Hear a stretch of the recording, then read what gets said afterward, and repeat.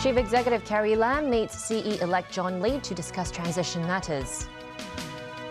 223 new COVID-19 cases in the city. And Election Day in the Philippines.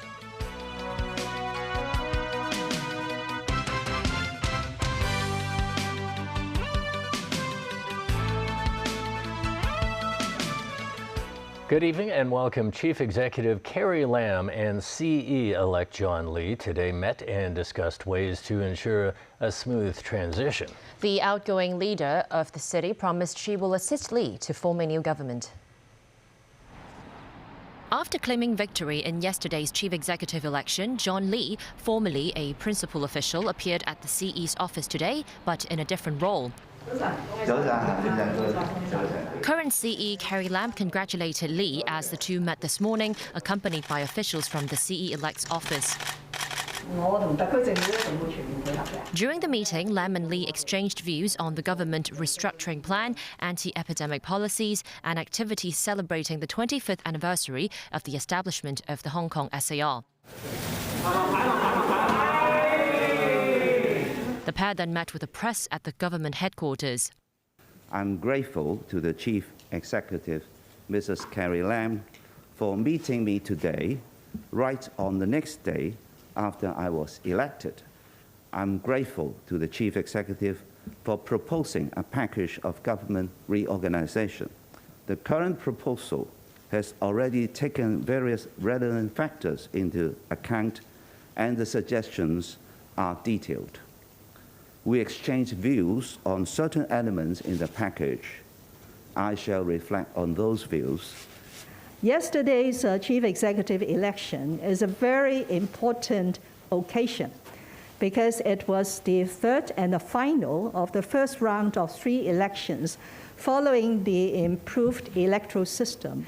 In the remaining days of this term of government, we will render John every assistance that he needs to form a new government. Lam added her administration will continue to work towards the city's return to normalcy and the conditions for the resumption of cross-border travel between Hong Kong and the mainland. Well, meanwhile, John Lee spent his first full day after being elected as the city's next leader, paying courtesy visits to various sectors. Apart from meeting representatives of the top court and the legislature, he also visited a number of offices of the Central People's Government in the city. Christy Khan reports. After winning the election yesterday, Chief Executive-elect John Lee paid courtesy visits to some of the most important institutions in the city today. After meeting Chief Executive Carrie Lam in the morning, he went to the Court of Final Appeal to meet Chief Justice Andrew Cheung. He then paid a visit to the Legislative Council, where he had talks with LegCo President Andrew Leung. While at LegCo, Lee talked about his efforts to win over the support of the people. And I hope when people saw all these activities and the work that we conducted tirelessly every day, then I hope you will also reflect these activities to people of Hong Kong so that they actually saw how hard I work and how hard my colleagues work together with me. Also, he said the European Union's comments on the election, which said Sunday's vote further dismantled the one country, two systems principle in Hong Kong. I disagree, and I think they were wronged because the election was conducted according to the election law in Hong Kong. It is an improved system in which there is broad representation of interests, and also it is in accordance with the actual situation of Hong Kong. And how we run Hong Kong affairs is a matter of Hong Kong SAR and also is a matter of our country. After staying in the LegCo complex for an hour, Lee visited the central government's liaison office in Hong Kong. Luo Huining, director of the liaison office, greeted Lee at the entrance. On Lee's full first day after being elected the city's next leader, Lee also visited the Central People's Government's Office for Safeguarding National Security, Office of the Commissioner of the Ministry of Foreign Affairs, as well as the Chinese People's Liberation Army Hong Kong garrison. Christy Khan, TVB News. Hong Kong reported 223 new COVID cases today. Among them, 33 are imported cases. And it was reported that the Yuen Long hot pot restaurant outbreak has now infected 12 people. The newest of the infected individuals is one of the restaurant's chefs. He went to work on May 1st, with last Thursday being his last day he was at work. 3 days later, he developed symptoms such as sore throat and tested positive after performing a rapid antigen test. The Center for Health Protection said it does not exclude the possibility of a communal transmission originating from the infected chef. Meanwhile, public hospitals reported the death of an 89-year-old female patient who was unvaccinated. The mainland reported more than 4,200 COVID-19 cases today. Shanghai alone accounted for 4,000 infections, including 3,625 asymptomatic cases. 9 were detected in COVID screenings in quarantined areas of the city. Shanghai also reported 11 deaths from the pandemic with an average age of 79. Only 2 of them were vaccinated, and their cause of death involved various illnesses and cancer. Meanwhile, in Beijing, the city reported 33 confirmed cases and 16 asymptomatic ones. Several parks have closed and a number of districts have tightened their anti-COVID measures. In addition to Chaoyang and Fangshan districts, Shunyi district also announced that companies will have to operate by having staff working from home beginning today until the 15th. Philippine voters streamed into polling stations today. That with prospects high of a once unthinkable return to power for the Marcos family, 36 years after strongman Ferdinand Marcos was ousted. The presidential election pits Vice President Leni Robredo against former Senator and Congressman Ferdinand Marcos Jr. Around 18,000 posts from the vice presidency, seats in the Senate and the House of Representatives to mayors, governors, and councilors are also up for grabs. Opinion polls put Marcos, popularly known as Bongbong, leading his rival by more than 30 percentage points in the presidential race. That means Robredo will need a late surge or a low turnout if she is to win. Officials said they saw no major disruptions, although police were investigating the killing of 3 people near a polling station. Voting started at 6 a.m. local time and is scheduled to close at 7 p.m. An unofficial vote count could give an indication of the winner within hours after the close of polls. 64-year-old Marcos cast his ballot in his home province of Ilocos Norte. He was surrounded by bodyguards and accompanied by family members, including his son, who is running for Congress. Well, Melissa Hegalia is covering the Philippine election in Manila. Mela, first, are you registered to vote? Hey James, it's great to see you again. It's been over a month. I hope you guys miss me. You should. Anyway, to answer your question, yes, I am registered to vote. Unfortunately, I'm registered to vote in Hong Kong, not in the Philippines, so I missed my window to vote there, and it means I don't get to vote in this elections. That said, this year is a record number of registered voters. It's 65 million, more than 65 million. We've got a population of 110 million, so that's a lot. And of those, I believe around 5 million are first-time voters here. More than half of that 65 million are aged between 18 and 41 years old. And that's quite important in this year's election because that means these people were born after martial law and they were born after the People Power Revolution in 1986. Now, aside from having that high number of registered voters, I think turnout is going to be huge today and COVID isn't going to stop them. What we saw at the precincts today was people were willing to wait as long as they had to. One woman said, yeah, I'll wait here for 6 hours. They'll wait longer because they really feel that this year's elections are crucial to the future of the country, no matter who they support. The two front runners are Leni Robredo, the current vice president, and Bongbong Marcos Jr. So he's the son of the former president who was ousted in 1986. And according to surveys, the two latest surveys put Bongbong Marcos at 33% ahead of Leni. We'll see, though, if there's any changes to that. You know, everyone is coming out in full force today. Anyway, we interviewed some people. We interviewed a policeman at a precinct in Manila who talked about some of the issues of voting today. And then we also interviewed some voters in the Central Business District and then some also in Manila. And you can see how everyone is kind of choosing who they want and why it's so important. It's very important as a Filipino and most especially as a father. I think it's my responsibility to vote for not only my future, but especially my children's future. Right. So that the leaders that we choose now and for going forward for the next 6 years are quite critical, especially given the fact that we're just in the middle of a pandemic.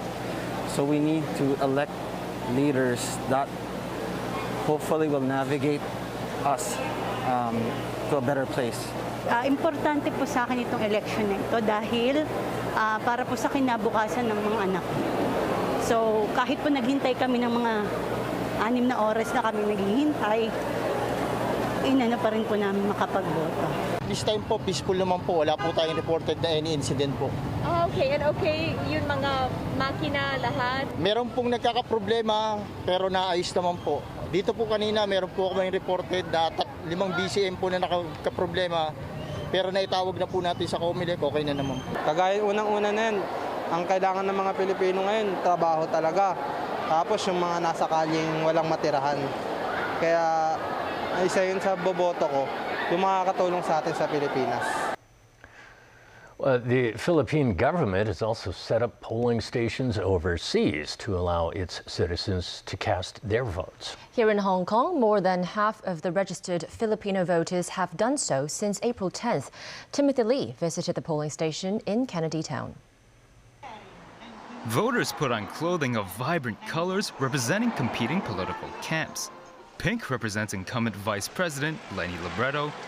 White and red are the colors of presidential hopeful Bongbong Marcos, and supporters of Manila Mayor Isko Moreno sport blue. Being abroad did not stop these people from voting for their next president. On the road towards the Bayanihan Center in Kennedy Town, supporters of the presidential candidates held up banners, handed out flyers, and chanted slogans. There was no lack of supporters near the bus stops. A Filipino working in Hong Kong says she hopes the new president will prioritize overseas Filipino workers. I always want the president that is always put the OFW at their priority because, you know, at the last, our last president or our last government, OFW always be the last, while we are the one who is sacrificing for our country. Several of those who came to the polling station were first-time voters, with many casting their ballots for the first time outside of their home country. I want to choose my Marcos because I want to the Philippine change. Marcos is red, so I'm wearing. Oh, so you read yeah, I have jacket here for BBM. Yeah, support that. Compared with the previous election, this year, overseas polling stations started accepting votes 1 month early. The polling station in Hong Kong began operations on April 10th, with long lines a common sight. But the voting process largely ran smoothly on the last day of balloting, and voters did not have to wait long.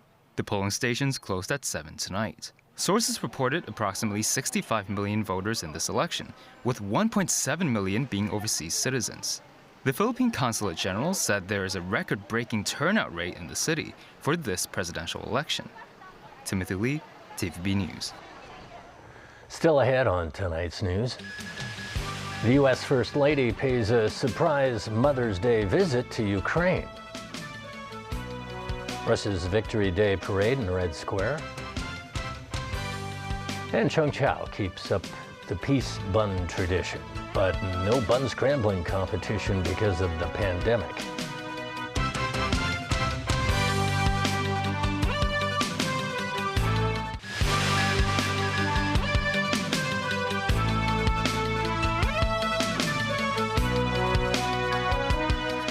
Welcome back to TVB News. Russian forces killed about 60 people when they bombed a school in eastern Ukraine where people were sheltering, according to the Ukraine president.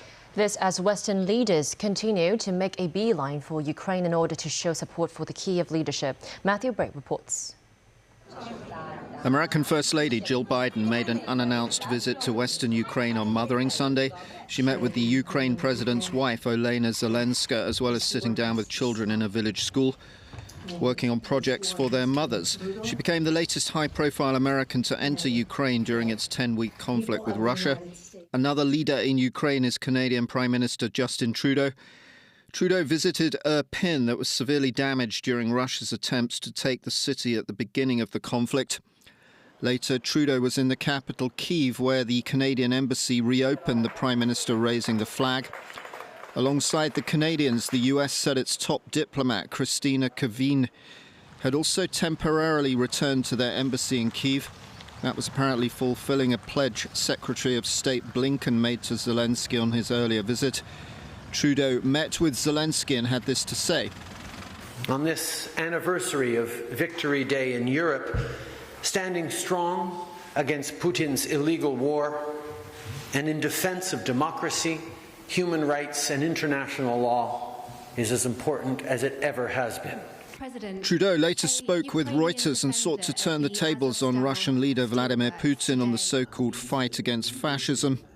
On Victory in Europe Day, when we all celebrate the victory over fascism of so many decades ago, Vladimir Putin is bringing shame upon the memory of the millions of Russians who fought and died in the fight against a fight for freedom and fight against fascism. So whatever he says tomorrow is irrelevant.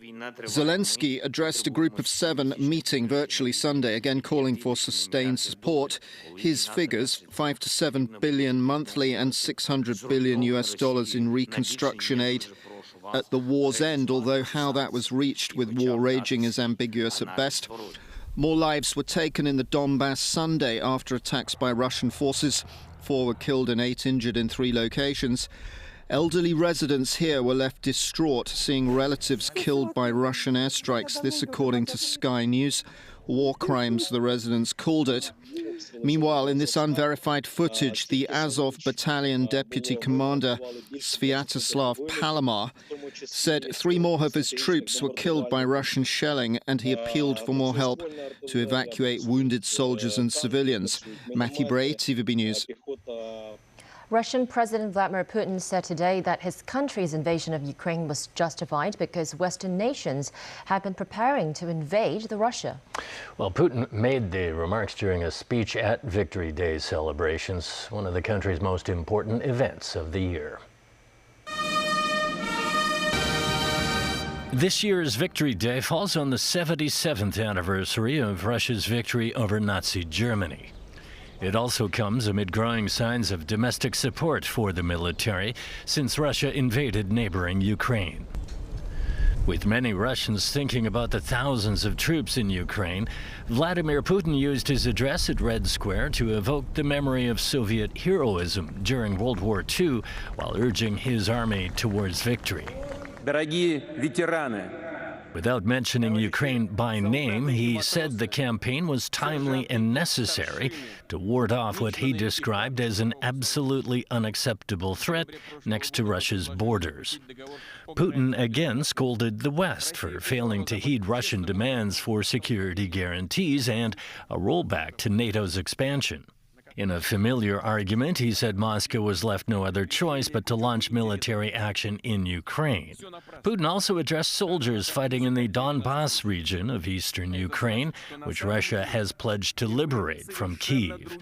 He told them they are fighting for their motherland. Putin's 11-minute speech, which included a minute of silence, acknowledged the cost in Russian soldiers' lives, but offered no new roadmap to victory in Ukraine. Putin then laid a wreath at the tomb of the unknown soldier.